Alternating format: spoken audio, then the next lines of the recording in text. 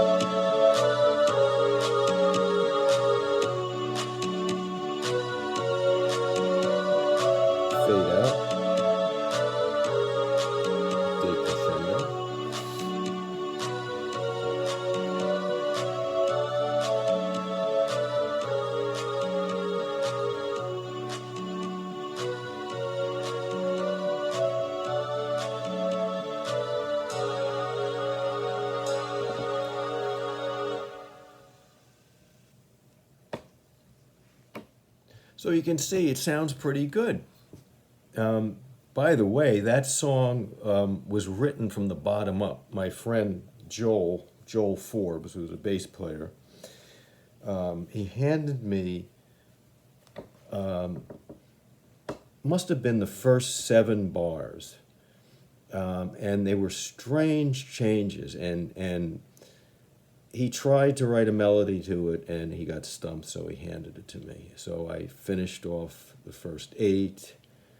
And went on and developed the melody, and we played it all the time at gigs and stuff like that. But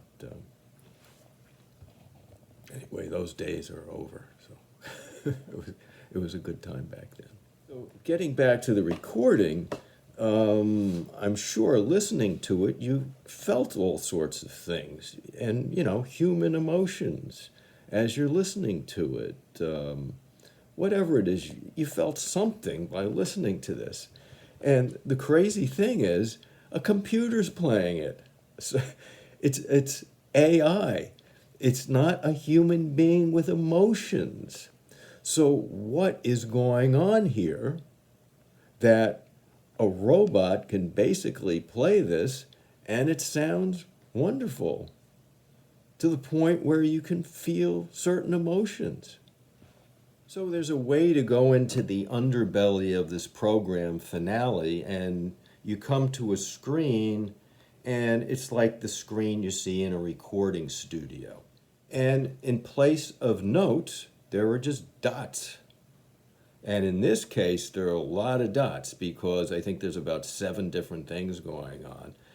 And program is moving along. All these dots are there, and the program is moving along as it perceives the dots. The dots create these sounds. So I realized there are 3 important things that are going on here that allow this robot to produce music that sounds really nice. Number 1, all of the dots produce the same volume of sound. This is really important. So say you're playing a little Bach minuet in G. Ding, dee, dee, dee, dee, ding, dong, dong. You want to practice in such a way and at such a speed that will allow you to play every one of those notes with the exact same volume, even though you're using fingers that have different ability and different strengths. So that's number 1. That's really important. The second thing that the Finale program is doing is it's playing in strict metronomic time. It's a machine now. And so you can't get any more strict than what's coming out of that.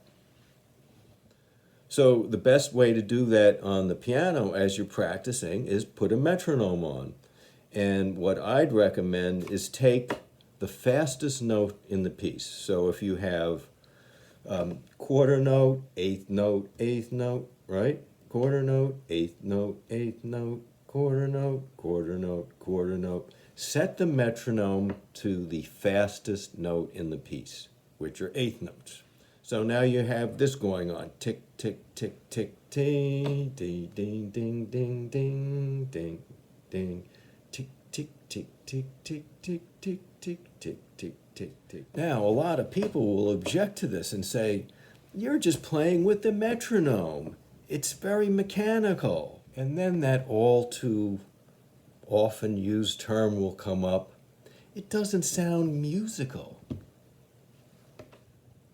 But I just played you a 3-minute piece that sounded really nice. Sounded musical to me. And I'm not saying that in the end that all music should sound this way, that it should be played in a certain way and metronomically. I'm not saying that at all. All I'm saying is that there is a basic way to practice music, and if you practice using just 3 little techniques in your practice, the music sounds really good. And then after that, you can start injecting more subtle things into your playing. So now we're up to the third element of practicing, of basic practicing. What else is this computer program doing? Well, as I mentioned before, there's a lot of different instruments in this particular song. So there are an assortment of drums, there's the bass, there's a recorder playing the melody, and there's background chords. And within the program, they're all piled vertically, and the computer is scanning through.